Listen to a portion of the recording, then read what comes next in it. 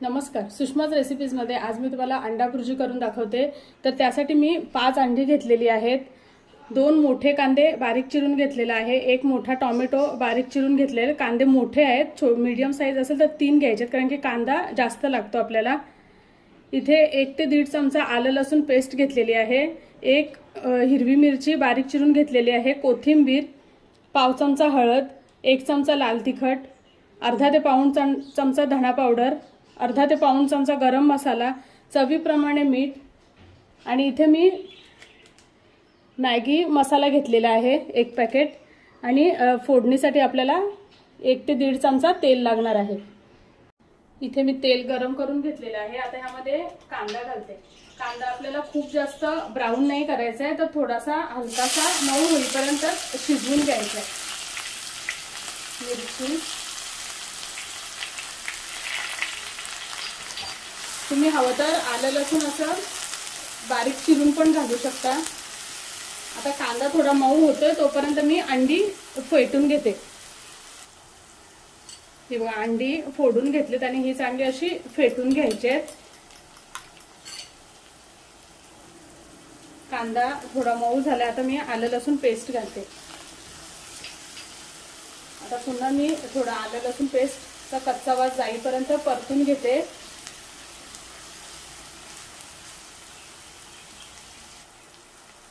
हा बघा, कांदा आणि आलं लसूण पेस्ट परतली आहे। आता ह्यामध्ये मी टोमॅटो घालते।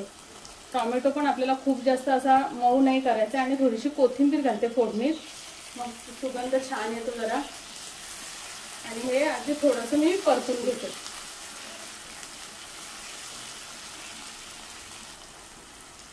आता आपण यामध्ये मसाला घालणार आहोत।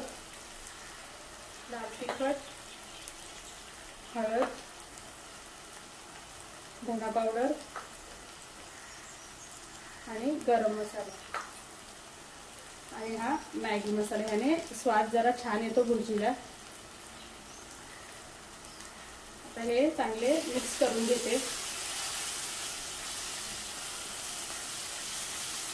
आणि आता फोडणीतच आपण मीठ घालणार आहोत, कारण की नंतर मीठ घातला तर मग तो सगळीकडे एकसारखा नाही मिक्स होणार, मग जिथे तिथे खारट लागते भुर्जी।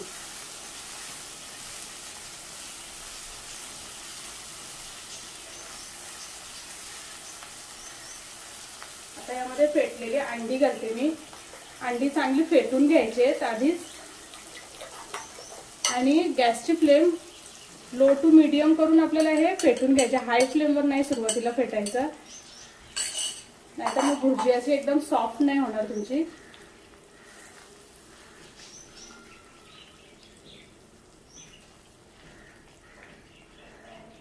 तुम्हाला थोडी जर अशी सॉफ्ट आणि अशी मऊ अशी भुर्जी हवी असेल तर जास्त वेळ नाही मिक्स करत राहायचं, आणि जर तुम्हाला थोडीशी अशी कडक जास्त तुम्ही जेवढं परताल तेवढी मग ती भुर्जी अशी ड्राय होत जाईल।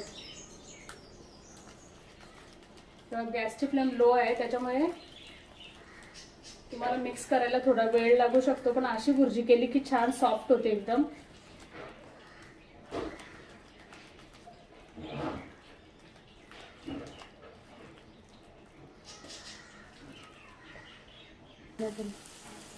जवळजवळ 5 ते 7 मिनिटं लागलीत मला लो फ्लेमवर भुर्जी अशी एकदम मस्त कोरडी होण्यासाठी।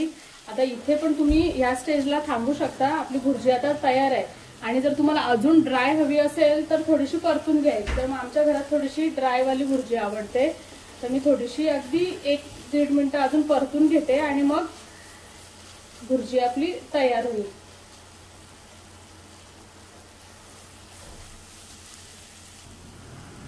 चला, तर आता एकदम परफेक्ट अशी भुर्जी आपली तयार आहे आणि एकसारखी एकदम झाली आहे। लो फ्लेमवर परतल्याचा हा फायदा होतो की भुर्जी एकदम छान टेक्स्चर खूप छान येतो आणि एकदम सॉफ्ट आपली भुर्जी तयार होते। आता वरून कोथिंबीर घालते आणि गॅस बंद करून सर्विंग प्लेटमध्ये काढून घेते। अगदी पटकन होणारी भुर्जी मी तुम्हाला करून दाखवली आहे आणि टेस्टी पण तितकीच होते मस्त। ह्याच्यासोबत भरपूर बटर लावलेले गरमागरम पाव असले तर एक नंबरच बेत होईल। कशी वाटली तुम्हाला ही रेसिपी नक्की कमेंटमध्ये कळवा आणि चॅनलवरती नवीन असाल तर प्लीज सबस्क्राइब करा। धन्यवाद।